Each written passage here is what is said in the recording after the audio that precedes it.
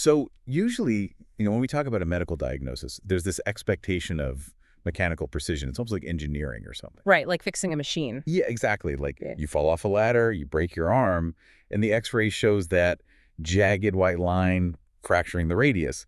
And the doctor just points at the film and says, well, there it is. That's the problem. It's totally binary, broken or not broken, a very clean reality. And we really crave that visibility, I think. We want to be able to point to the physical location of the malfunction because, it makes the absolute chaos of the human body feel manageable. It makes it categorizable. For sure. But then you step into the world of neurobiology, right? Yeah. And specifically, this landscape of neurodevelopment and psychological trauma, and suddenly that x-ray machine feels completely useless. We're looking at a diagnostic landscape that is just incredibly murky. Oh, absolutely. Trying to find structural, physical evidence for things like human perception or consciousness or emotional reality, it's incredibly difficult. Right. And today, we are going to look at exactly what happens when the very mechanics of how we perceive reality get interrupted, like functionally severed by trauma. So welcome to Today in the Hypothesis. Thanks for having me. The material we're covering today really forces a reevaluation of some incredibly basic assumptions about how we work. It really does. I mean, it questions the literal mechanical process of what's happening when you look in the mirror, or even just when you look at a friend's face across the table and you assume you are seeing an objective reality. Yeah, it's wild. So if you're listening today, we are diving into a deeply interdisciplinary independent research paper by Victor H. Sertouche. And it was compiled and synthesized by Gemini. The paper is titled Neurological, Behavioral, and Interdisciplinary Evaluation of the Chimeric Face Recognition Hypothesis in Dissociative Conditions. It's quite a mouthful, but the concepts inside are just fascinating. It is a long title, yeah. But our mission today is really to understand the literal brain wiring that constructs our perception of human emotion. We are going to explore how that wiring physically breaks under extreme stress. Right, the structural breakdown. Exactly. And this is the part that completely hooked me. Honestly, we are going to trace how this neurobiological split mirrors itself in evolutionary biology, in ancient mythology, and even, bizarrely enough, in corporate law and behavioral economics. Yeah, the connecting thread pulling all of these seemingly disparate disciplines together is this core concept of dissociation. Which is such a buzzword sometimes, but they look at it so literally here. Exactly. The author takes a highly specific, measurable neurological anomaly in how certain people process visual information, and he uses it as a key to unlock the broader architecture of human duality. So let's start with that neurological anomaly, because this is the core premise, and it totally blew my mind. The paper proposes that people who experience high levels of dissociation, so people whose minds have basically compartmentalized due to severe trauma, they actually process human faces differently than neurotypical people do. That's the foundational finding, yes. To put it bluntly, what looks like a clearly emotional expressive face to you looks completely neutral and like mathematically symmetrical to them. And to really comprehend how that perception fractures, we have to start by establishing the baseline. We need to construct the architecture of the visual illusion that neurotypical brains rely on every single day. Wait, visual illusion? Yeah, because neurotypical perception is fundamentally a functional illusion. Okay, right. And to measure this illusion, the researchers use a psychological tool called the chimeric face test. I actually had to look up examples of this to really grasp it. It's a very clever experimental design. It is. So if you are listening, imagine you take a high-resolution, full-face photograph of someone. You take a digital scalpel and bisect that image vertically, right down the exact center of the nose. Right, splitting the face perfectly in half. Yeah. Then you take an emotional half face. Maybe the left side of their face is smiling warmly, or maybe they're scowling in anger, and you splice it together with a completely neutral, expressionless half face from that exact same person. So you are basically creating a biological chimera, and the test requires creating a specific pair of these images. Okay, how so? Well, the first image has the emotional expression on the left side of the face and the neutral expression on the right. Then the second image is a perfect mathematical mirror opposite. So neutral on the left, emotional on the right. Got it. So pixel for pixel, these two images contain the exact same data, the same number of smiling pixels and the same number of blank pixels. Yes, they are quantitatively identical, just spatially inverted. Right. So you take a neurotypical right-handed adult, sit them in a chair in front of a monitor, and stack these two images on the screen. Then you ask them a forced choice question, right? Which of these two faces looks more emotional? And that's where it gets interesting. Because if our brains operated like a camera or a computer, the answer would obviously be neither. The objective data is equal. But that is absolutely not what happens, is it? It's not even close to what happens. Neurotypical adults demonstrate this highly robust, measurable phenomenon known as the left visual field bias, or LVF bias. Left visual field bias. Okay. Yeah. Somewhere between 65% and 80% of the time, the subject will confidently point to the chimera that has the emotional expression situated in their left visual space. To their brain, that specific image genuinely appears happier or sadder than the exact same image mirrored on the right. I really want to linger on this for a second because it just feels so counterintuitive. If I am looking at two mirrored images and my brain arbitrarily decides that the one with the smile on the left side is louder or more emotionally intense, my brain is lying to me. Essentially, yes. I mean, I am hallucinating an imbalance that doesn't exist on the screen. You are applying a subjective emotional weight to the left side of your visual field. And this isn't just some psychological quirk. It is a direct result of the physical routing of your neurobiology. The physical routing. Right. It comes down to a biological crossing of the wires called decussation, which specifically occurs at a structure called the optic chiasm. Okay, let's trace that physical path for the listener. The light from the computer screen hits my eyes. What exactly happens? Well, imagine drawing a vertical line right down the center of your vision. Anything to the left of that line is your left visual field. The light from that left visual field enters both of your eyes, hits the right side of the retinas in both eyes, and then those nerve fibers travel back into the brain. And then they cross over. Exactly. At the optic chiasm, those specific fibers cross over entirely to the right cerebral hemisphere. So whatever is happening on the left side of the world is being fed directly and almost exclusively at first into the right side of my brain. Yes, that's right. And it arrives at very specific, highly specialized anatomical structures in the right hemisphere, namely the fusiform face area and the superior temporal sulcus. The fusiform face area. This isn't just a general visual processing chip, right? This is a piece of biological hardware dedicated entirely to recognizing faces. It is an incredibly specialized network, and the right hemisphere as a whole is our brain's dominant engine for configural or holistic processing. What does holistic processing look like in this context? Well, when the right hemisphere looks at a visual stimulus, it doesn't analyze a collection of isolated parts. It doesn't see an eyebrow and then a nostril and then a lip. It perceives the entire gestalt, the unified whole. So it takes it all in at once. Right. And it is exceptionally fast at extracting facial affect, which is the underlying emotional state of the person you are looking at. It's looking for social cues. It's looking for threats. It needs to know instantly if the primate walking toward us is a friend or an enemy. And the paper details exactly how fast this happens, using something called the N170 ERP. Yeah, so an event-related potential, or ERP, is essentially a measurement of electrical brain activity in response to a specific stimulus. We usually record this with an EEG cap. Yeah, those caps will have the little wires and nodes. Exactly. And the N170 refers to a negative deflection in the brain's electrical field that occurs exactly 170 milliseconds after a visual stimulus is presented. Wait, 170 milliseconds? That is less than a fifth of a second. It is entirely preconscious. You aren't even actively aware you're looking at a face yet, and the critical finding is that this N170 spike is significantly larger and more pronounced over the right hemisphere, but only when you are looking at upright human faces. Oh, really? Yeah. If you look at a picture of a chair or a car or even an upside-down face, you don't get the same localized right hemisphere spike. The right brain is essentially stamping that visual input with an emotional tag before you are even consciously aware of it. But the right hemisphere doesn't get to make the final conscious decision, right? Like, it processes the emotion, it stamps the tag, but it can't speak. It has to send that information over to the left hemisphere. Exactly. For a neurotypical individual to consciously articulate, oh, that face looks happy, or to press a button indicating a choice on the chimeric face test, the right hemisphere has to share its holistic synthesis with the left hemisphere. Because the left hemisphere holds the executive, analytical, and linguistic networks. Right. And it does this by sending a signal across the corpus callosum, specifically across the posterior portion of it called the splenium. The corpus callosum is that massive bundle of nerve fibers, right? The bridge between the two halves. Yes, millions of nerve fibers. And the time it takes for a signal to cross this bridge is called the interhemispheric transfer time, or IHTT. In a healthy neurotypical brain, this transfer from the right side to the left side is incredibly fast and highly efficient.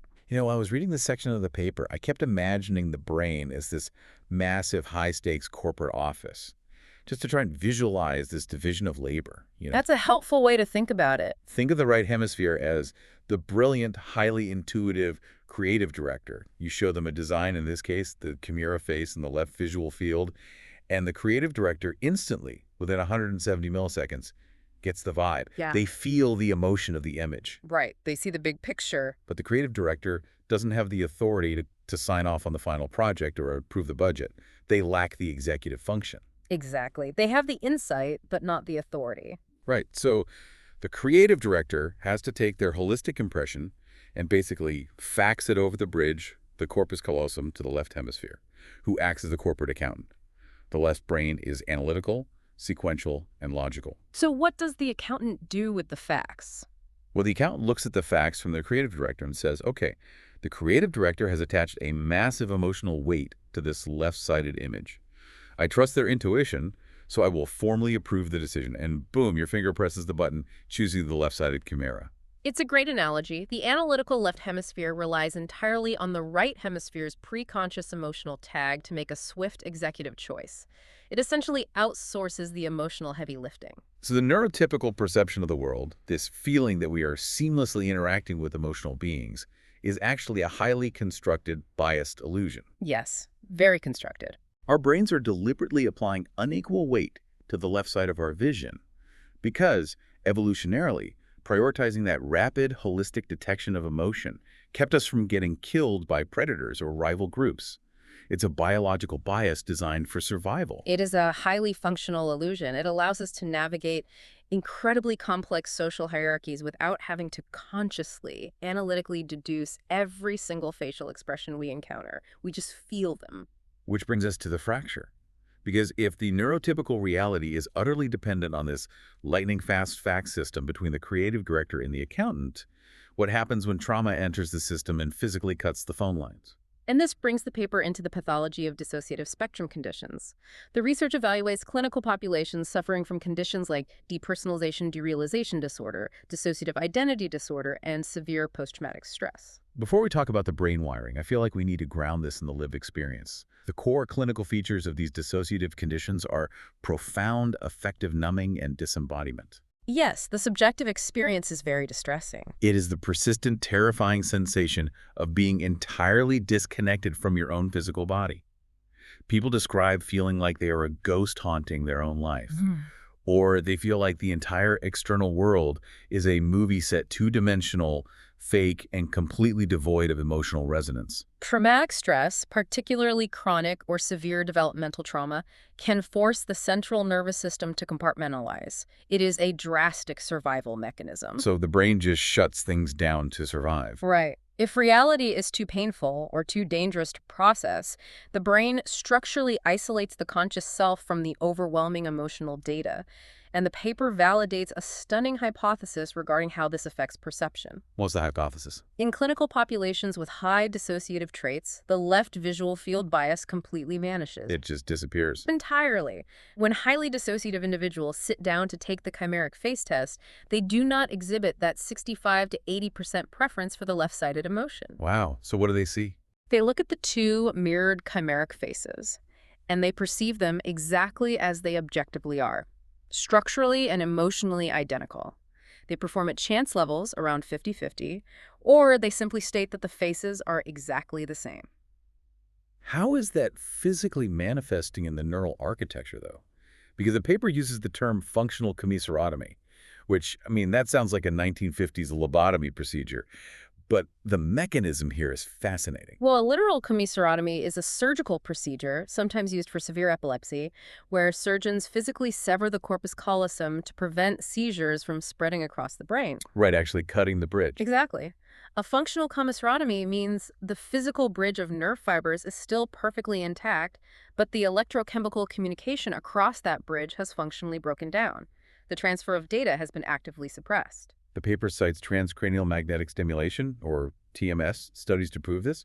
How does waving a magnet over someone's head show that the bridge is down? So TMS involves delivering localized magnetic pulses through the scalp to stimulate specific regions of the cerebral cortex. Researchers can use it to measure something called a motor threshold. A motor threshold. Yeah, which is essentially the minimum amount of magnetic energy required to make a target muscle twitch. It is a highly accurate way to measure how excitable or how resistant a specific neural network is. Okay, so it's sort of like testing the electrical resistance in a circuit board. That's a perfect comparison. And the TMS studies reveal a very specific neurophysiological pattern in individuals with high dissociative traits. They demonstrate significantly lower motor thresholds in the left hemisphere relative to the right hemisphere. Lower threshold means it takes less energy to trigger it, right? Yes. Which Yeah. means the left hemisphere is hyperexcitable. It's essentially running hot. Yes, exactly. The left hemisphere, the analytical, sequential, rule-based side of the brain, is hyperactive. Concurrently, the interhemispheric signal transfer time is altered. So the communication is breaking down while the left side speeds up. Yes. The right hemisphere's ability to integrate its holistic emotional synthesis and transmit that data across the corpus callosum is effectively blocked. Going back to the corporate office analogy, the fax machine is unplugged. The creative director on the right side might still be looking at the face, maybe even feeling the emotion, but they cannot get the message across the bridge. And what is the accountant doing? Meanwhile, the accountant on the left side is locked in their office drinking 10 cups of coffee, totally hyperactive, completely deaf to the creative director, and deciding to just run the numbers entirely on their own. That captures the dynamic perfectly. And we can observe this breakdown occurring in real time at the electrophysiological level. If we go back to the N170 brainwave, that early 170 millisecond spike that tags an emotional face, the data shows a massive shift in dissociative brains. The emotional tag fails. In high dissociators, the N170 ERP is significantly blunted. When neurotypical people look at a face, the N170 sharply differentiates between an emotional face and a neutral face. The brain immediately recognizes the difference in weight. But not in someone who is dissociating. Right. In a dissociative brain, the N170 fails to make that distinction. The brainwave response to a terrified face looks electrophysiologically similar to the response to a blank neutral face. The brain is failing to automatically assign that critical right hemispheric emotional weight. So if the left brain accountant isn't receiving the emotional facts telling them, hey, this visual data is important, this is a happy face, what does the hyperactive left brain do? The paper describes a fallback strategy called feature-by-feature inspection. Yes. Because the left hemisphere is deprived of the holistic right brain gestalt, it falls back on its own inherent processing style. It categorizes, quantifies, and analyzes individual components. So they aren't seeing a whole face anymore. Right. The dissociative observer is no longer perceiving the face as a single, unified emotional event. They are forced to scan the image sequentially. They're scanning it like a barcode at a grocery store. They look at the left eye, and it's neutral pixels.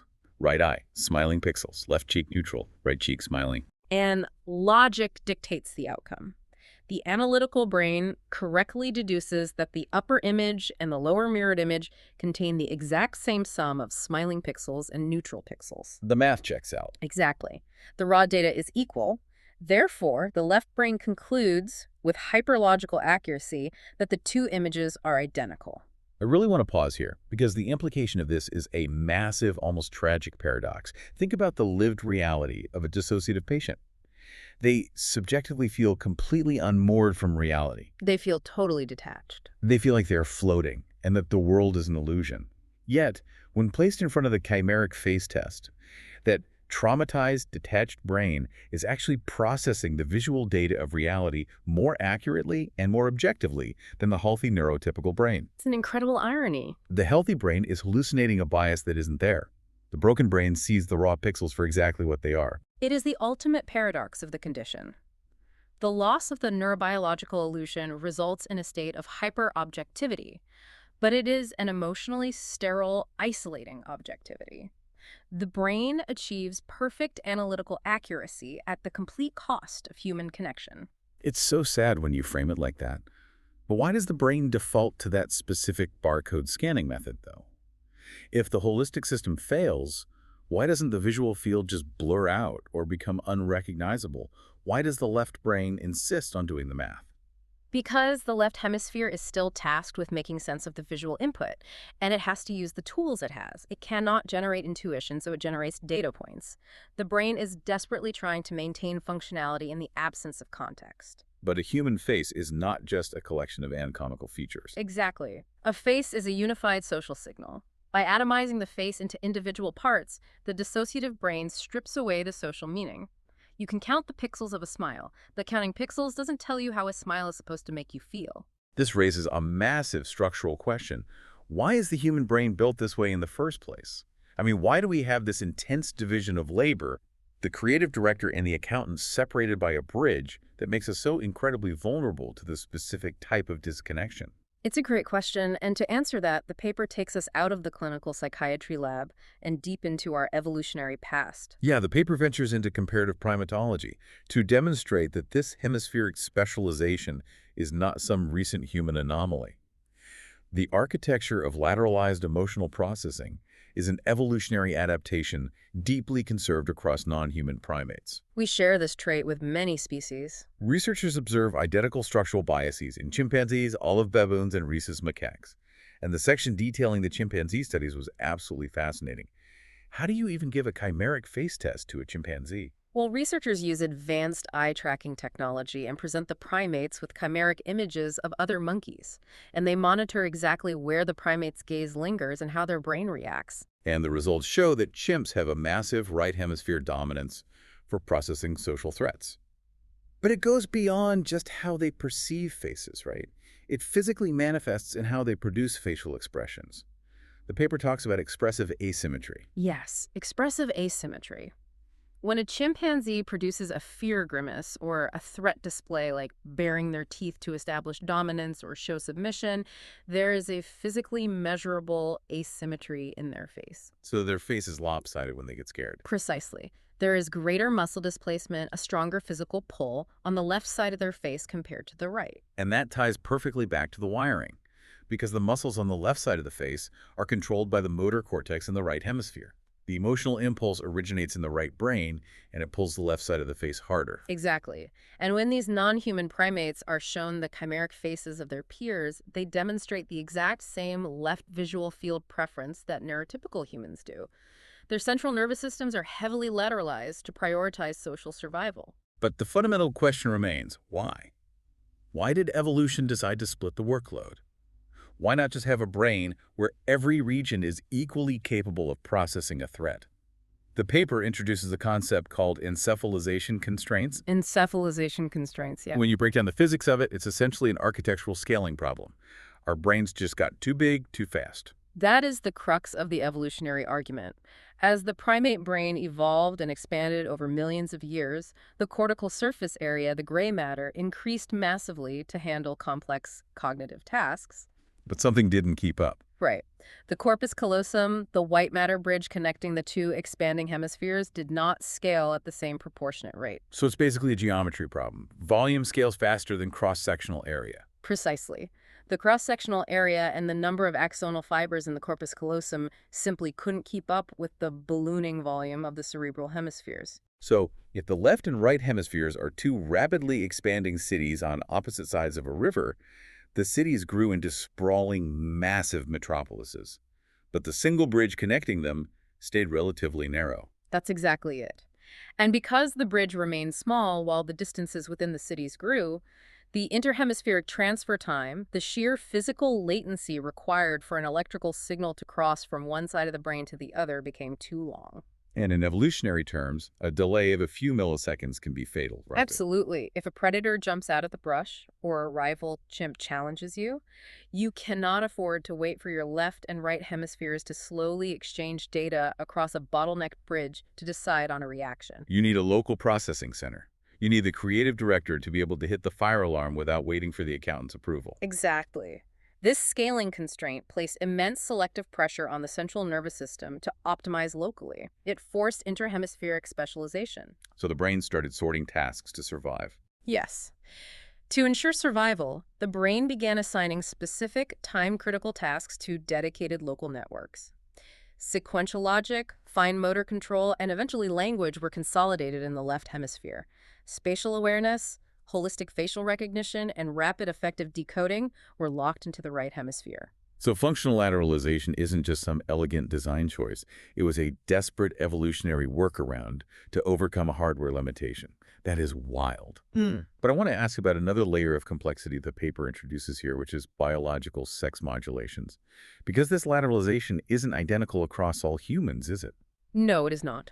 Large-scale behavioral studies utilizing the chimeric face test reveal significant statistical differences between human males and females. The data indicates that human males are, on average, significantly more lateralized than females. Meaning the split between their left and right hemispheres is more pronounced. Yes, males demonstrate a much stronger left visual field bias, indicating a heavier, almost rigid reliance on that right hemisphere holistic processing. And the paper notes this is especially true when males are looking at male faces showing threat or vigilance. Which points back to evolutionary tuning. It suggests a deeply ingrained biological prioritization for immediate, right lateralized threat detection in male nervous systems. And what about females? Females, conversely, exhibit a more bilateral interhemispheric distribution of function. So their processing is more evenly spread out across the whole brain. Yes, they still show a moderate LVF bias, but their neural architecture demonstrates greater interhemispheric cooperation. They have higher functional access to cognitive mechanisms in both cerebral hemispheres simultaneously. The communication across their corpus callosum is generally more integrated and fluid. Bringing this biological history back to the clinical reality of dissociation, a terrifying picture emerges. If evolutionary expansion literally forced our brains to split their duties because the physical bridge couldn't keep up with the size of the hemispheres, Yes. is clinical dissociation essentially the brain reverting to a structural vulnerability that has been built into our DNA for millions of years? It is exactly that. The trauma response of a functional commissuratomy exploits a pre-existing architectural fault line. Evolution created the hemispheric split for the sake of speed and efficiency, and trauma weaponizes that exact same split for psychological survival by completely shutting the bridge down. So the mechanism was always there. Yes, the capacity to divide and isolate the emotional right brain from the analytical left brain was always sitting there in our biological blueprint.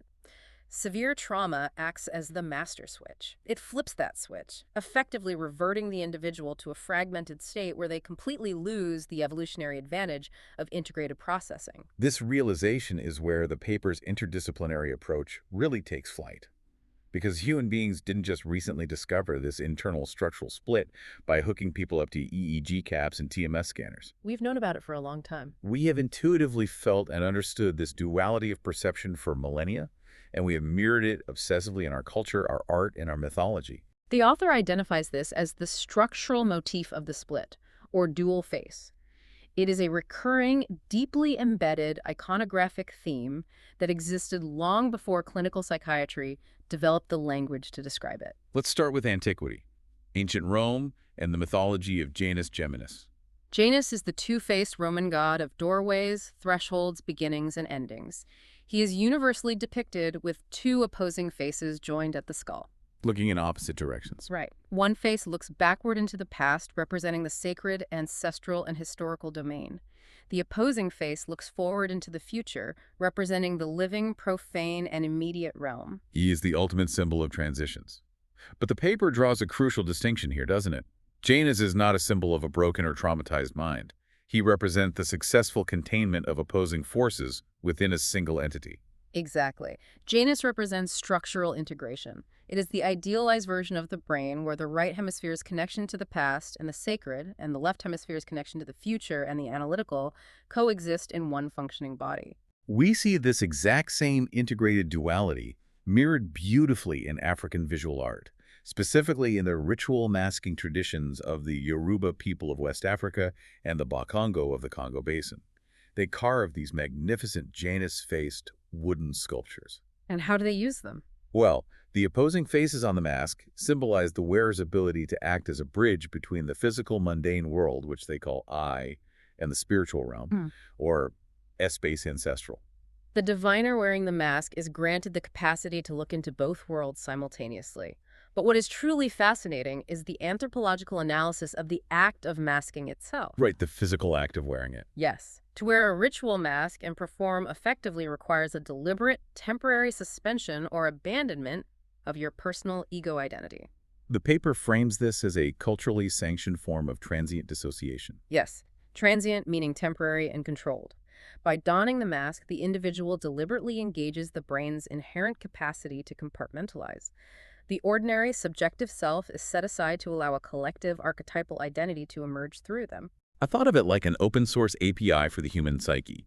It is a managed, community-supported, structured way to utilize the brain's biological capacity to split consciousness, but it's done for the benefit of the group, and there is a clear mechanism for returning to a unified state when the ritual ends.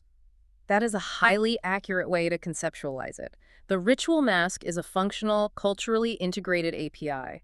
Conversely, clinical trauma is the malware that corrupts the system, forcing an unauthorized, permanent partition on the hard drive that leaves the individual isolated and fragmented. Wow, malware. That's a great way to put it. And the dread of that uncontrolled pathological split, the fear of the malware taking over, becomes the central obsession of 19th century Gothic literature. The Gothic double. Exactly. Long before the DSM existed to categorize depersonalization disorder, writers were intensely exploring this internal psychological fragmentation through the literary motif of the Gothic double, or the doppelganger. Gothic literature provided the cultural vocabulary for psychological fragmentation before science could measure it. My absolute favorite example in the paper is Robert Louis Stevenson's The Strange Case of Dr. Jekyll and Mr. Hyde, published in 1886. If you look closely, the entire narrative is essentially a dramatization of chemical dissociation. Oh, absolutely. Dr. Jekyll feels the tension of his own duality. He literally concocts and drinks a potion to physically separate the polar twins of his psyche. He wants to isolate his civil, analytical, rule-abiding left brain from his uninhibited, primitive right brain drives. He seeks to weaponize the commissurotomy for his own convenience.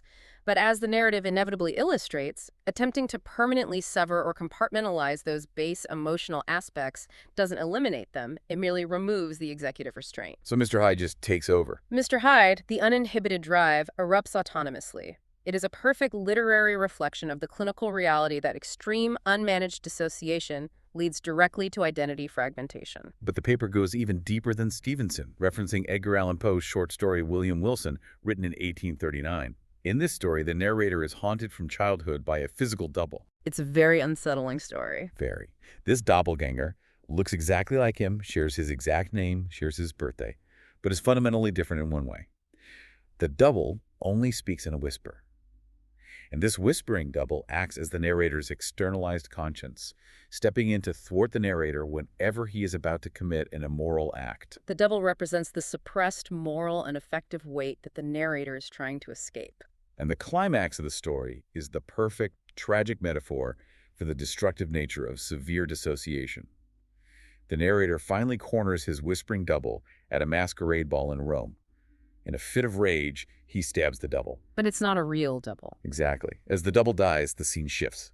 The narrator suddenly finds himself looking into a large mirror, covered in blood, realizing that there was no physical double. In attempting to destroy the externalized conscience, he has annihilated his own identity.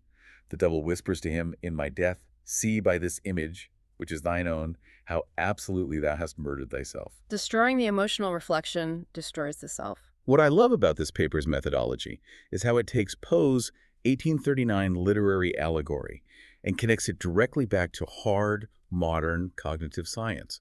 Because people suffering from depersonalization actually experience a terrifying modern version of this mirror confrontation today. The author cites modern clinical studies utilizing a technique called reverse correlation psychophysics.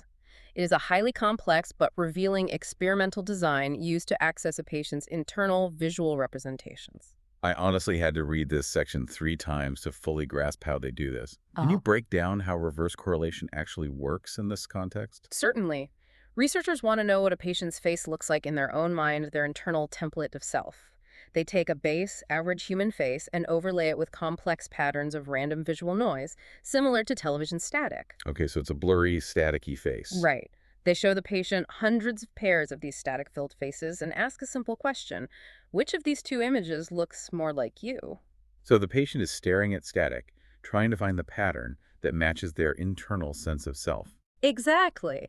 And over hundreds of trials, by averaging all the noise patterns the patient selects, the computer mathematically generates a classification image. It literally renders a composite portrait of the patient's internal mind's eye self-representation. They are drawing how they see themselves internally using math. And the results for the depersonalization group are incredibly disturbing, right? Very much so. The mental self-portraits generated by individuals with high depersonalization symptoms were highly detailed and vivid. But when independent raters compared these generated portraits to real, objective photographs of the patients, they were found to be objectively inaccurate. Inaccurate in a very specific way. Yes. The independent raters judged the depersonalized self-portraits as being significantly more emotionless, completely detached in their expression, and appearing unnaturally younger than portraits generated by healthy control subjects. Unnaturally younger, devoid of emotion, detached. It is literally the visage of a staring stranger. The trauma alters their internal template of their own identity. The bridge is gone. This matches the clinical accounts perfectly, where depersonalized individuals say that looking in a bathroom mirror feels like having a staring contest with someone they do not know. The effective tagging that makes your face feel like your face is completely gone. Poe's story of murdering the self is happening in real time in the traumatized neural architecture. The biological bridge collapses, and the face in the mirror becomes a stranger. Okay, so we have covered visual perception, split brain biology, evolutionary primatology, and Gothic literature. But the paper insists that this structural mechanism of dissociation, the severing of the holistic and the analytical, does not stop at visual perception. It goes much further. It cascades into macro systems you would never expect. Let's look at how this split affects the perception of sound, and then how it scales up to infect corporate law and behavioral economics. The auditory architecture of the brain mirrors the visual architecture almost perfectly. When we process visual emotion, we rely on the right lateralized fusiform face area. When we listen to complex auditory signals like speech or music, that auditory signal projects to the superior temporal gyrus. And just like faces, the emotional weight of sound is processed primarily on the right side. Precisely. Emotional speech prosody, which is the tone, pitch, and emotional cadence behind the words someone is saying, and complex musical harmony show a distinct processing preference in the right hemisphere. Intracranial EEG recordings confirm that decoding the emotional weight of a song or a voice relies on those right lateralized networks. So if trauma severs the bridge for visual processing, it makes total sense that it severs the bridge for auditory processing as well. It is a systemic shutdown. Just as we saw the N170 brainwave blunt during the chimeric face test, in conditions characterized by severe dissociation or alexithymia, which is the clinical inability to identify and describe one's own emotions, there is a profound electrophysiological blunting in response to sound. The brainwaves literally go flat when they hear music. Yes. The neural responses to both emotional facial expressions and emotional speech prosody are significantly attenuated. The individual experiences a systemic loss of emotional resonance across multiple sensory modalities. The world doesn't just look flat, symmetrical, and identical. It sounds flat and devoid of effective meaning. The creative director isn't just ignoring the visual fax machine, they've turned off the radio too. It creates a total sensory isolation chamber. It's very isolating. But how on earth does this neurobiological sensory isolation connect to corporate law? I was reading this section on RUPA, and I literally had to stop and ask myself how we got from brainwaves to business partnerships. It is an incredibly clever, abstract, conceptual bridge built by the author. RUPA stands for the Revised Uniform Partnership Act. It is a central piece of legislation that governs business law and corporate jurisprudence in many jurisdictions. Okay. And within this legal framework, there is a specific legal event defined as partnership dissociation. Okay, so the law actually uses the word dissociation. It refers to a moment when an individual partner leaves a firm or a business, but the business entity itself continues operating without them. Exactly. A partner is splitting off from the main body of the enterprise. Now, when this split occurs, the legal system has to figure out how to value that departing partner's equity so they can be fairly bought out by the remaining partners. And this is where the structural parallel to the brain becomes glaringly obvious. How so? Statutory regulations under RUPA explicitly prohibit the application of minority discounts during this buyout valuation. Let's define minority discounts for the listener, because this is crucial. In normal finance, if you own a minority stake, say 10% of a private company, and you want to sell your shares, those shares are objectively worth less on the open market. Because of the context of those shares. Right. This is due to things called a discount for lack of control, or DLOC, because you don't have voting power to dictate company policy. And a discount for lack of marketability, or DLOM, because private shares are hard to sell, these discounts represent the contextual weight of your shares. In a normal market transaction, that contextual weight is heavily factored into the price. But under partnership dissociation, the law says no. You cannot apply those discounts. The court throws out the contextual weight entirely. Why? Because the legal framework is attempting to ensure a fair value appraisal. To achieve what the court considers absolute fairness, the law demands structural neutrality. It mandates that the departing partner's share must be calculated strictly as an exact pro rata piece of the entire enterprise value. The law enforces equivalent valuation, ensuring that minority ownership units and majority ownership units are appraised identically, pixel by pixel, dollar for dollar. The legal code is literally acting like the hyperactive feature-by-feature left brain. Just as the dissociative brain strips away the right hemisphere's emotional bias to force an objective mathematical equivalence on the chimeric faces, the legal system strips away the market's contextual bias, the minority discounts, to force an objective mathematical equivalence on the corporate buyout. It is a macro-system structural analog. Both the system of the brain and the system of the law enforce a strict neutral equivalence when a systemic split or dissociation occurs. The contextual weight is viewed as a bias that must be eliminated to achieve accuracy. And we see another manifestation of this exact same mechanism in behavioral economics, specifically in a phenomenon the paper calls valuation dissociation. This explores how the split happens inside a consumer's mind. Yes, valuation dissociation describes a cognitive disparity between a consumer's monetary assessment of an item and their predicted consumption utility for that item. Can you break that down into a real-world scenario? What is the difference between monetary assessment and consumption utility? Think of monetary assessment as the left brain's analytical evaluation of the transaction's fairness. If you are buying a cup of coffee, the left brain looks at the price, compares it to the reference price of other coffees, and decides if it is a mathematically good deal. And consumption utility? Predicted consumption utility is the right brain's holistic emotional anticipation of how much pleasure or effective value you will actually get from drinking that coffee. In a neurotypical integrated transaction, those two things should communicate.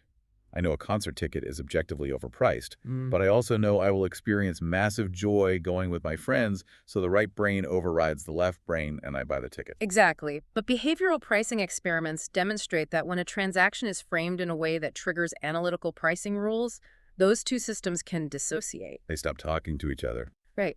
Consumers will completely reject purchasing items that would actually yield incredibly high personal utility items they would genuinely enjoy and deeply benefit from, simply because the transaction structurally feels unfair based on arbitrary pricing rules or reference points. They cannot map their subjective experiential joy onto the objective monetary value. They lose the emotional weight of the purchase and default entirely to an analytical, rule-based judgment. It is the exact same failure of integration as the depersonalized patient staring at the mirrored faces and declaring them identical because the math says so, completely ignoring the fact that one face is smiling. The mechanism of dissociation is identical, only the inputs and outputs have changed. And this leads us to perhaps the darkest, most urgent real-world application discussed in the paper: the interaction between acute financial stress, dissociation, and suicidal ideation. This section of the paper felt incredibly heavy, but absolutely vital. It examines what happens when the stress isn't a physical predator, but abstract economic ruin. Objective financial stress like bankruptcy, foreclosure, or massive debt, and the subjective feeling of financial strain obviously increase overall psychological distress. We know that.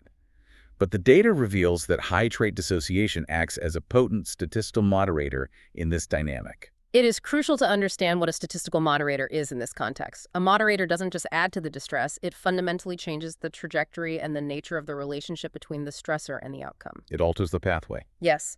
Under severe financial stress, if an individual possesses high levels of psychological dissociation, the direct expected link between that objective financial ruin and their immediate subjective distress, or their suicidal ideation, becomes radically altered or even inverted. Because the trauma response kicks in and emotionally detaches them from their physical and economic reality. The objective mathematical reality is that they are in complete financial ruin. But the subjective feeling of panic and distress is blunted, severed by the dissociative mechanism closing the bridge. The biological mechanism that originally evolved to protect the primate brain from being completely overwhelmed by the terror of a physical predator is now deploying to protect the modern psyche from being overwhelmed by the abstract terror of economic ruin. That is just wow. It alters the connection between objective facts and subjective feeling, just as it alters the connection between the pixels of a face and the feeling of recognizing a smile. The individual survives the moment by disconnecting from the reality of it. This synthesis is simply incredible. I want to try and bring this all together for you listening because the scope is what we just covered is massive. We started with a 170 millisecond electrical spark in the right hemisphere of the brain, tagging a face with emotion. We traced that mechanism back to chimpanzees pulling the left side of their faces into fear grimaces because their rapidly expanding brains couldn't build a fast enough bridge. It's an epic journey. We saw that structural split mirrored in the two faces of Janus in the Yoruba masks and in Edgar Allan Poe's Whispering Double. And we followed it all the way down to a corporate courtroom demanding a mathematically neutral buyout and a consumer paralyzed by financial stress, completely detached from the emotional reality of their own ruin. The fundamental architecture of duality, the tension between the holistic whole and the analytical parts, and what happens when the bridge between those dualities collapses, remains remarkably, terrifyingly consistent across every single level of human experience, from the microbiology of a neuron to the macrostructures of our legal systems. Whether it is a brain feeling to tag emotion to a face because the corpus callosum is functionally severed, or a court demanding structural neutrality to ensure a fair buyout, dissociation is fundamentally about breaking the link. It is the severing of objective mathematical reality from subjective weighted feeling. And it leaves us with the unsettling realization that our normal perception is entirely dependent on a delicate, biased integration of those two worlds. Which brings me to a final thought I want to leave you to mull over today, building on everything we've unpacked in this paper. We started by talking about how our ability to seamlessly interact with the world, to instantly recognize a warm, smiling face, relies entirely on an unequal, biased neurobiological illusion. Our brains are hallucinating weight, and we learned that the traumatized dissociative brain actually sees the raw visual data of reality much more accurately by ignoring that built-in bias. Right, the paradox of objectivity. If that is true, if your perception of a simple smile is a functional illusion designed to keep you safe, what other comforting illusions is your brain generating for you right now, this very second? When you look at your life, your relationships, or your society, how much of what you are seeing is objective data, and how much is just a heavily weighted hallucination designed by your right hemisphere to make a chaotic world feel safe and predictable? What else are you seeing that isn't really there? It is a haunting and absolutely essential question to ask ourselves about the nature of our own reality. If this deep dive expanded your mind even half as much as it did ours, please subscribe to the show. And share this edition of Today in the Hypothesis with that friend who loves exploring the hidden biological wiring of the human experience. We will be back next time to unpack another incredible source. Until then, keep questioning what you see.